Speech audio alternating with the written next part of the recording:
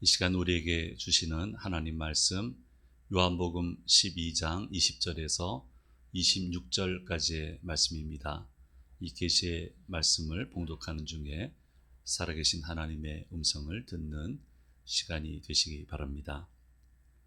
명절에 예배하러 올라온 사람 중에 헬라인 몇이 있는데 그들이 갈릴리 벳세다 사람 빌립에게 가서 청하여 이르되 선생이여 우리가 예수를 배웁고자 하나이다 하니 빌립이 안드레에게 가서 말하고 안드레와 빌립이 예수께 가서 여쭈니 예수께서 대답하여 이르시되 인자가 영광을 얻을 때가 왔도다. 내가 진실로 진실로 너희에게 이르노니 한 알의 밀이 땅에 떨어져 죽지 아니하면 한 알 그대로 있고 죽으면 많은 열매를 맺느니라. 자기의 생명을 사랑하는 자는 잃어버릴 것이요 이 세상에서 자기의 생명을 미워하는 자는 영생하도록 보전하리라. 사람이 나를 섬기려면 나를 따르라. 나 있는 곳에 나를 섬기는 자도 거기 있으리니 사람이 나를 섬기면 내 아버지께서 그를 귀히 여기시리라. 아멘.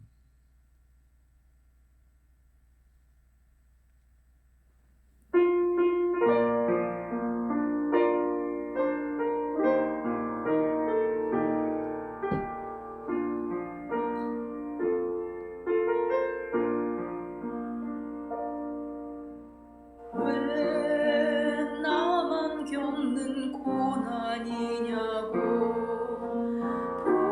불평하지 마세요. 고난의 뒤편에 있는 주님이 주실 축복 미리 보면서 감사하세요. 너무 견디기 힘든 지금 이 순간에도 주님이 일하고 계시잖아요. 남들은 지쳐 앉아 있을지라도 당신만은 일어서세요. 힘을 내세요. 힘을 내세요. 주님이 손잡고 계시잖아요. 주님이 나와 함께함을 믿는다면 어떤 역경도 이길 수 있잖아요.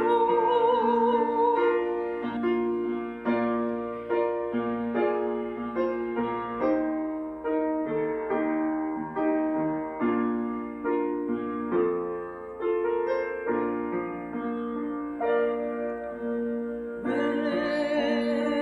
이런 슬픔 찾아왔는지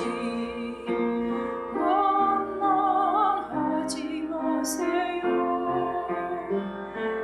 당신의 잃은 것보다 주님께 받은 은혜 더욱 많음에 감사하세요. 너무 견디기 힘든 지금 이 순간에도 주님이 일하고 계시잖아요.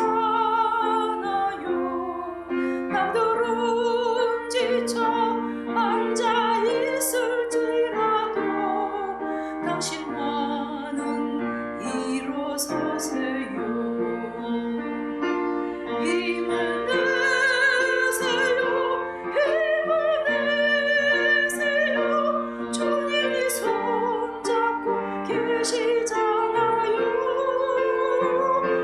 주님이 나와 함께함을 믿는다면 어떤 고난도 견딜 수 있잖아요.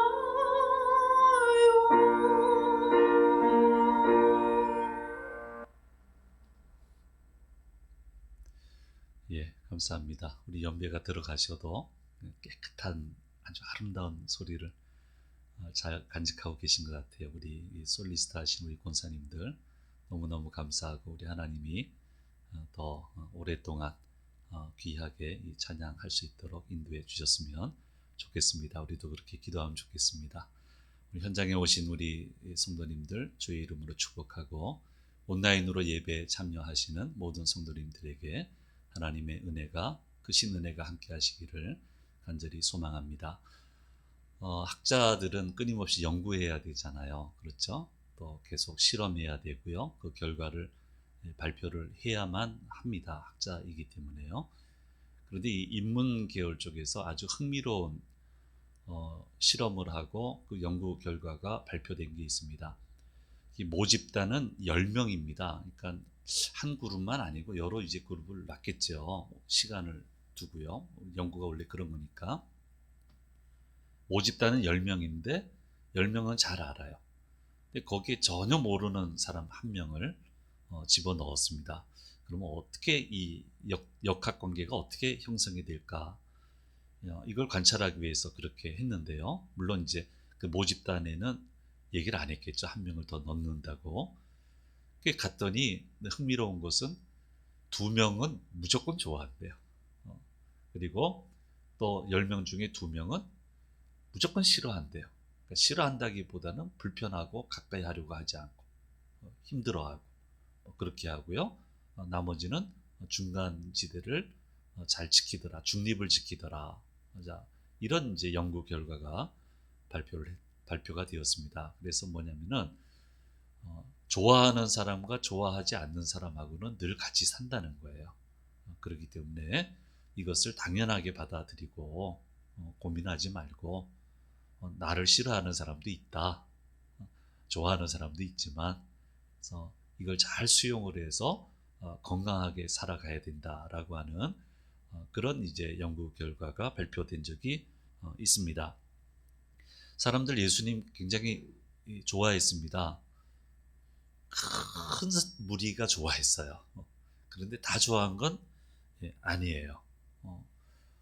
이렇게 선하고 유익한 일만 하시는 분을 싫어한다는 게 참 믿기지 않은데 그런 사람들이 있었습니다. 이제 소수지만 그들이 힘이 있었죠. 라사로를 살리신 곳이 베단인데요. 그 베다니에 계시다가 예루살렘에 입성을 하시는데 잘 아시다시피 호산나 하면서 영접을 했습니다. 그러니까 예수님은 베다니에서는 영웅이에요. 그런데 바로 그 즈음에 헬라인의 방문을 받게 되는데요.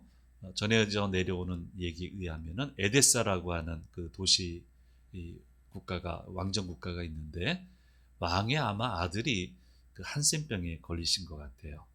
그래서 예수님을 모셔다가 그 왕자의 병을 낫게 하려고 그렇게 시도를 하는 장면으로 이해를 하고 있습니다. 그러니까 한쪽에서는 굉장히 환영해요.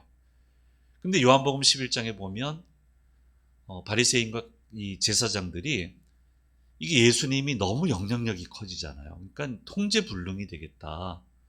통제불능으로 가기 전에 예수님을 좀 처리를 해야 되겠다. 죽여야 되겠다. 이런 결론을 내리게 되고요. 이 사실을 아시고 난 다음부터는 예수님이 좀 상당히 조심하는 모습이 보여지고 있는 것을 성경은 기록을 하고 있습니다. 모두 나를 좋아해 주면 얼마나 좋겠습니까? 우리 다 그런 마음이 있습니다. 근데 그게 쉽지 않고요. 우리 고민입니다. 좀 나를 좋아해 줬으면 좋겠는데 그게 고민이에요. 그리고 좀 나를 싫어하는 사람보다 좋아하는 사람이 조금만 더 많았으면 좋겠다. 네? 싫어하는 사람 내색하지 말고 좋아하는 사람만 내색을 해줘서 좀 용기를 가지고 살아가면 좋겠는데 그게 쉽지 않은 것이 현실입니다. 그러면 이거를 좀 풀어나갈 방법이 없을까? 방법이 없을까? 성경은 방법이 있다라고 그것을 얘기를 하고 있습니다. 방법은, 유일한 방법은 간단합니다. 예수님이 나를 좋아해 주면 됩니다. 예수님이 나를 좋아하고 예수님이 더더욱 가까이 하시고 예수님이 나를 인정해 주시면 그 모든 매듭이 풀려 나간다고 하는 것을 분명히 말씀해 주시고 있습니다. 사람이 살다 보면은 무슨 말을 해도 안 믿어줄 때가 있죠. 무슨 일을 해도 안 받아들여질 때가 있죠. 저도 가만히 생각을 해보니까 두세 번 있었던 것 같아요. 두 번은 확실하고요. 세 번째는 그랬는가? 이런 생각이 드는데요. 확실해요. 무슨 말을 해도 안 믿어요. 난 억울한데 저 사람들이 거짓말 지어내서 여론을 조성한 건데 꼼짝없이 당하고 있는 거예요. 무슨 말을 해도 안 믿어주고 나는 그런 행동을 안 했다고 무슨 행동을 어떤 어필을 해도 받아들여 주지를 않아요. 그때 이제 제가 한 것은 그렇게 훈련 받기도 했고요. 제 신앙 철학이기도 하고요. 그럴 때 제가 했던 것은 하나님이 기뻐하실 일을 더더욱 신경 써서 하는 거예요.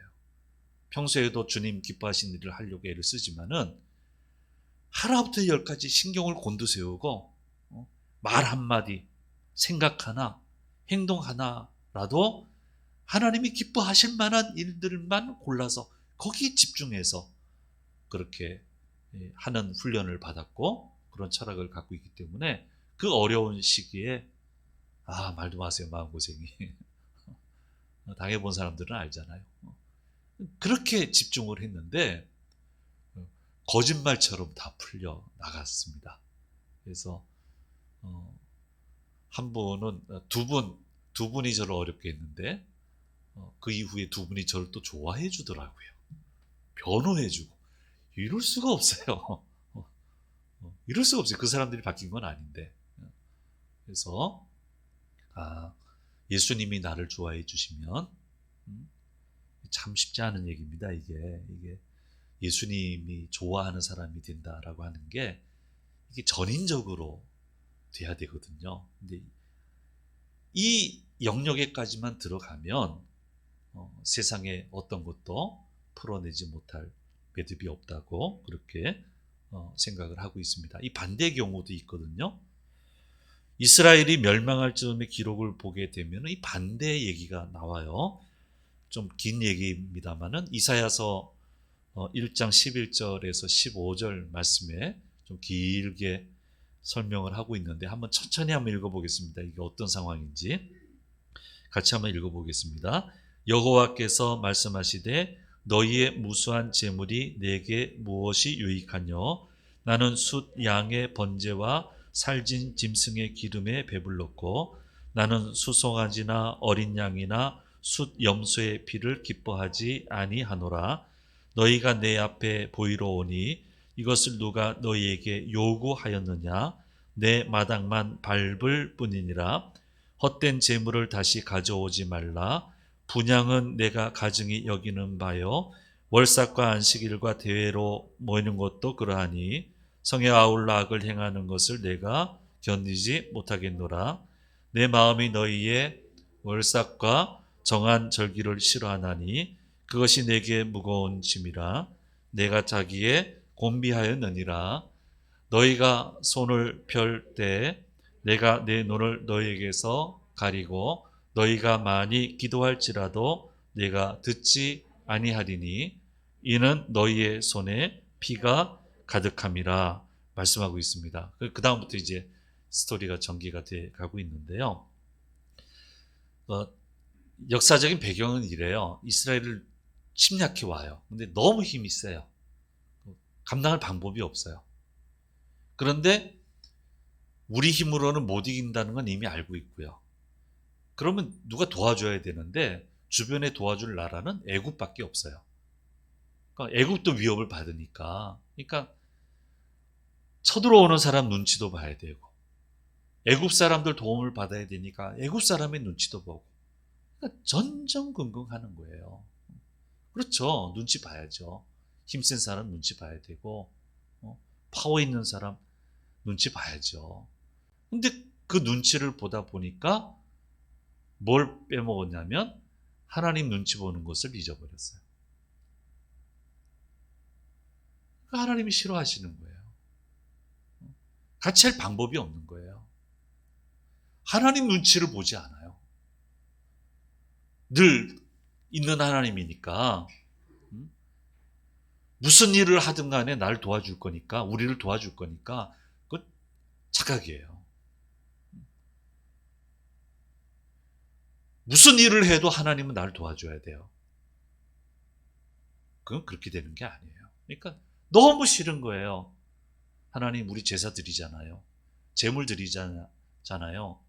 분향하잖아요. 향을 피우잖아요. 이거 받으시고 우리 돕고, 그 다음에는 하나님 상관하지 않아요. 눈치 보느라고 정신이 없어요. 전전긍긍해요. 하도 그냥 애굽하니까 뜻을 풀어보면 이렇습니다. 애굽이 나냐? 애굽이 나냐? 애굽하냐? 그 애굽마저 무너지게 해줄게. 그래서 다 무너지는 거예요. 그렇게 해서 이스라엘이 멸망당하는 모습을 성경은 보여주고 있습니다. 그러니까 순서가 바뀌면 안 돼요. 예수님이, 하나님이 나를 좋아해 주시면 그다음 모든 게 정리가 되는 거예요. 제어가 되는 거예요. 오늘 성경의 비유의 말씀은 예수님이 어떤 사람을 좋아하느냐, 어떤 사람을 존중하시느냐에 대한 말씀이 나와 있습니다. 첫째로 예수님은 한 알의 밀이 되는 사람, 특별히 썩는 밀이 되는 사람을 좋아하신다라고 말씀해주고 있습니다. 그럼 썩는 밀이라고 하는 것은 어떤 사람이냐 하는 것을 예수님이 지금 삶으로 보여주고 계세요.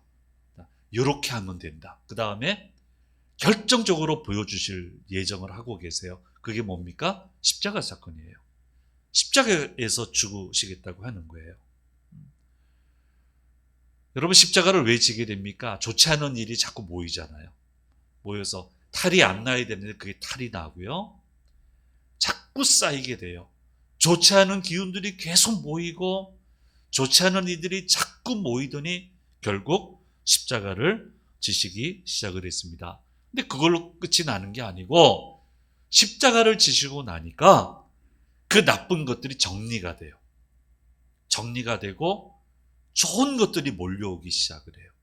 그러더니 사망을 이기시고 사망 권세 이기시고 사탄의 권세를 이기시고 부활하시게 되었고, 주님을 믿는 자들도 이 부활의 기쁨에 참여하게 하심으로 많은 결실을 주렁주렁 맺게 될 것이다 라고 하는 것을, 되었다라고 하는 것을 예수님은 예언하셨고 성경은 그게 이루어졌다고 저와 여러분에게 말씀해 주시고 있습니다. 그래서 예수님이 좋아하는 사람은 한 알의 밀이 되는 사람이에요. 썩는 밀이 되는 사람이에요. 혹자는 이럽니다. 이 말씀을 준비하면서 저도 묵상해 보니까 많은 결실에만 집중한 것 같아요. 하나님, 많은 결실. 근데 거기가 포인트인데 거기가 우선이 아니고 썩는 밀이 되는 거예요. 그러면 많은 결실이 주어져요. 나도 살게 되고 주변의 사람들도 살게 되는 그런 역사가 일어나게 된다는 거예요. 썩는 기간이 어떻게 됩니까? 썩기 시작하면은 주님이 개입을 하셔서 나쁜 것들을 정리를 해주세요. 그때가 정리하는 타이밍이에요. 그리고 썩고 나면은 그게 정리가 되고 주님이 좋은 것들을 배열을 하시는 거예요. 그 좋은 것들의 세계로 들어갈 수 있게 되는 것이고요. 그렇게 되면은 다 삽니다. 나도 살고, 주변의 사람도 살고, 교회도 살고, 가정도 살고, 자식도 살고, 공동체가 살고. 그러니까 썩는 밀이 돼야 된다는 거예요. 우리는 계속 주렁주렁한 열매, 야곱의 축복, 담장 너머로 덩쿨이 가득한 축복. 나는 열매 먹을 테니까 너는 밀알이 되라. 썩는 밀이 되라. 이게 안 된다는 거예요. 그렇게 하면 안 된다는 거예요. 제자들을 보시면은요.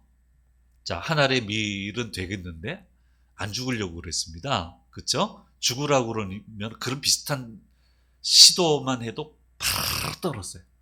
막 떨었어요. 분해가지고. 그거 어떻게 됐습니까?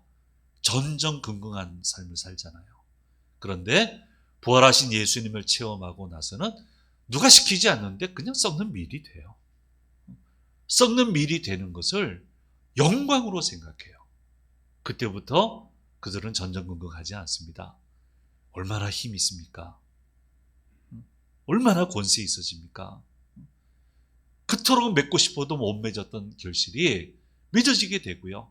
옛날에는 계산만 하고 살았는데 계산하지 않아요. 그런데 돼요.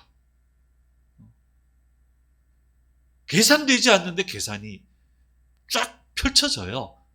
나쁜 것들은 정리가 되고 하늘이 주시는 것들이 채워지게 되고 그래서 자신도 살고 주변의 사람도 살고 교회가 살아나고 새로운 생명이 얻어지게 되었다고 하는 것을 보여주고 있습니다.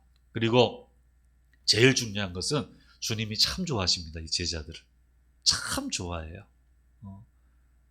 기쁨으로 함께 해주세요. 인생이 완전히 달라졌다라고 하는 것을 보게 됩니다. 그래서 한 알에 썩는 밀이 된다고 하는 것은 어떤 표현으로 표현할 수 있냐면은 발을 담그는 거예요. 발을 담그셔야 돼요. 머뭇거리지 말고 갈등하지 말고 주님이 인도하시는 대로 발을 과감하게 발을 담그어야 되는 것입니다. 발을 담그면 그때부터 주께서 개입하셔서 역사가 일어나요. 나쁜 것은 정리되고 좋은 것들은 펼쳐지고. 자, 오늘 현장에 오시고 온라인으로 예배 참석하신 우리 교우 여러분 생애 가운데 나쁜 것들은 늘 정리가 되고 좋은 것들은 활짝 펼쳐지는 그런 은혜가 늘 함께 하시기를 간절히 소망합니다. 잘 안 하는데 하겠습니다. 축복합니다.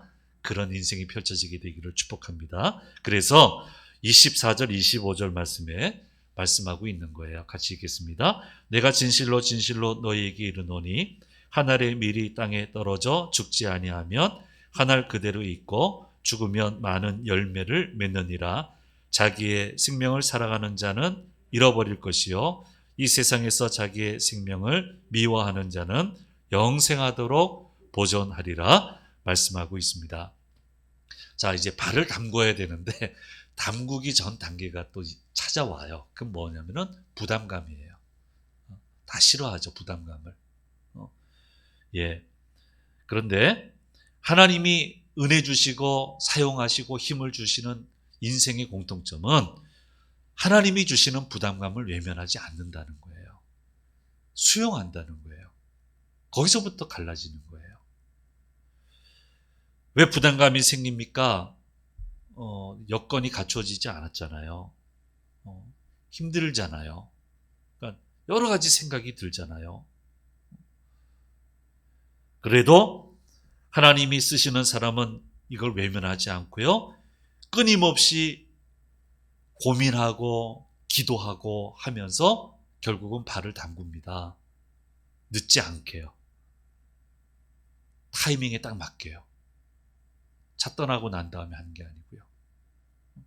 그래서 쓰임받는 거예요.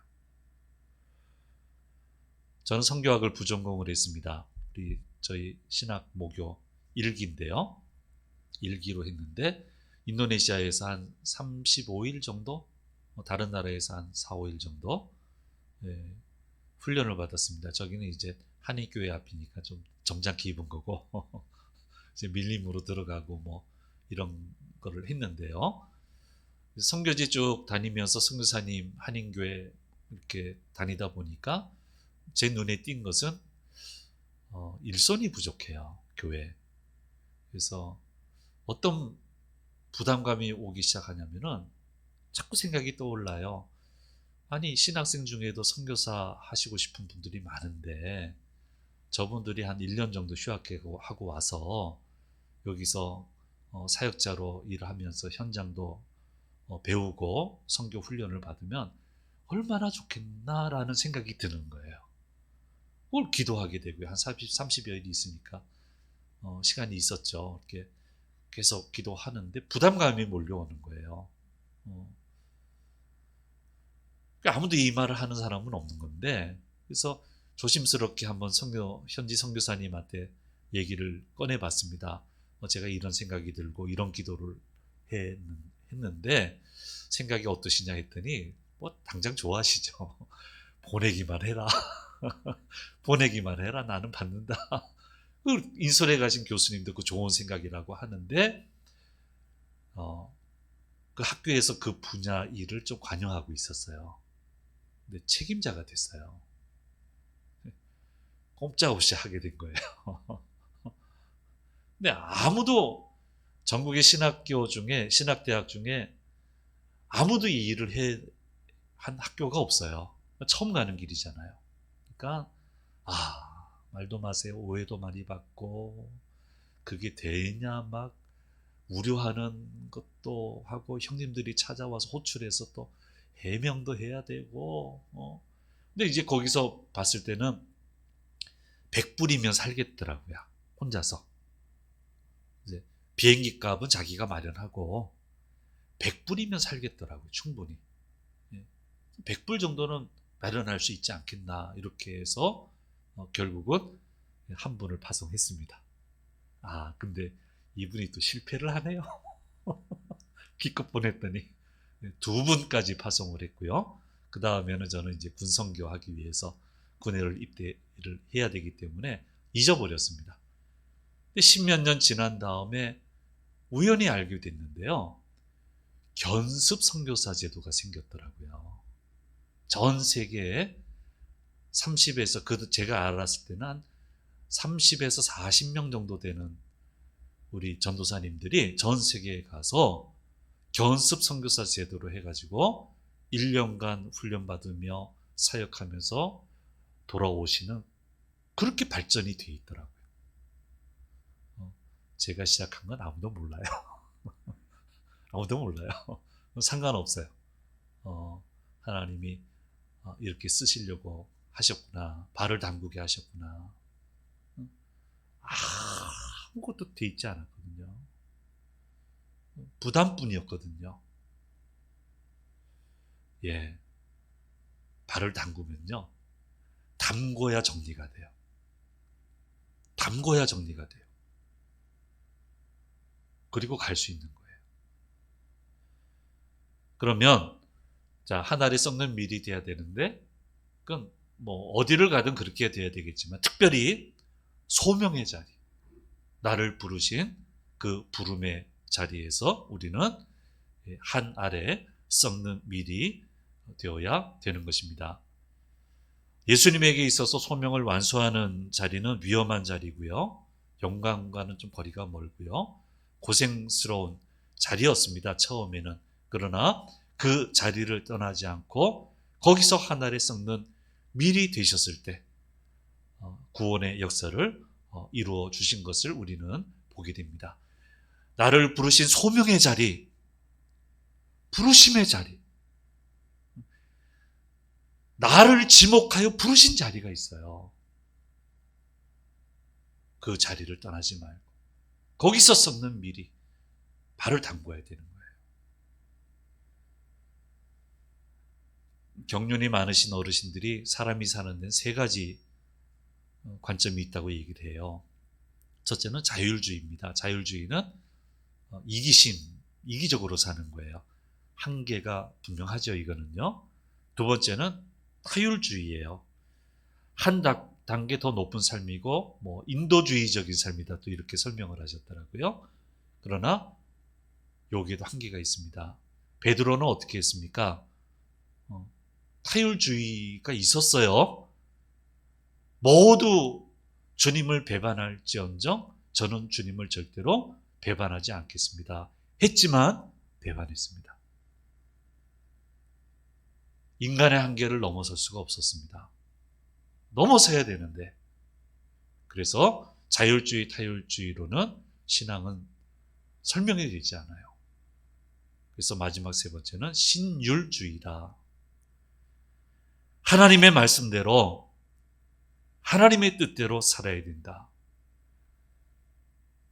베드로 자율주의로 살았겠죠. 예수님 제자로 있으면서 타율주의가 됐겠죠. 부활하신 예수님을 만난 다음부터는 신율주의가 됐습니다. 모든 한계를 뛰어넘어요. 무엇이든 해낼 수 있어요. 얼마나 많은 영향력을 끼치게 되었는지 모릅니다.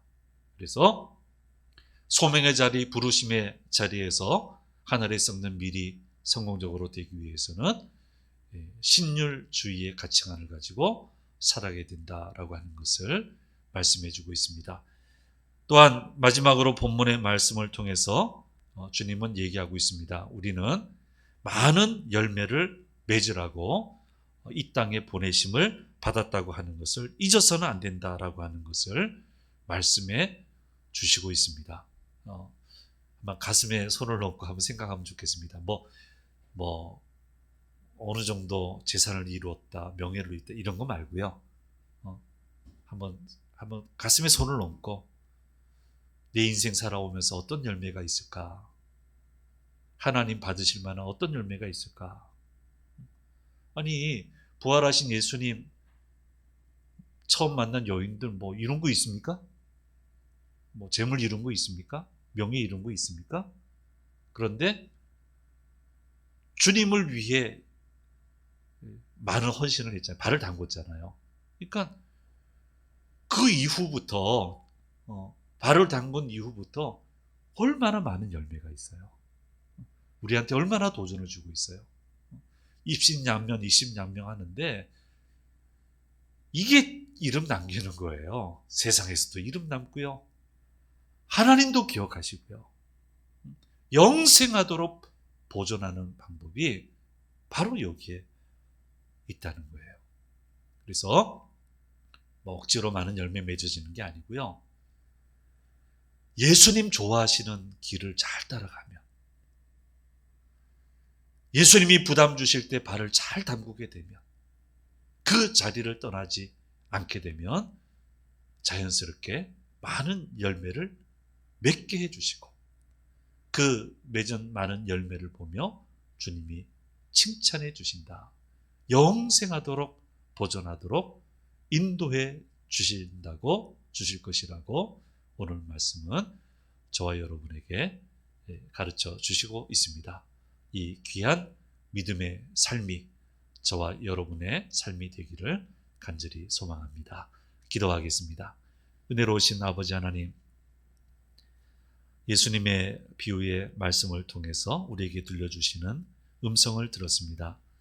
많은 열매 맺어 예수님이 정말 좋아하는 사람이 돼서 영생하도록 모든 것을 보존해 가는 그런 저희들 되도록 인도하여 주옵소서.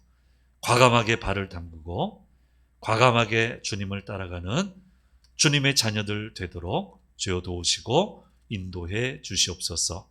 감사드리고 우리 주 예수 그리스도의 이름으로 기도드립니다. 아멘.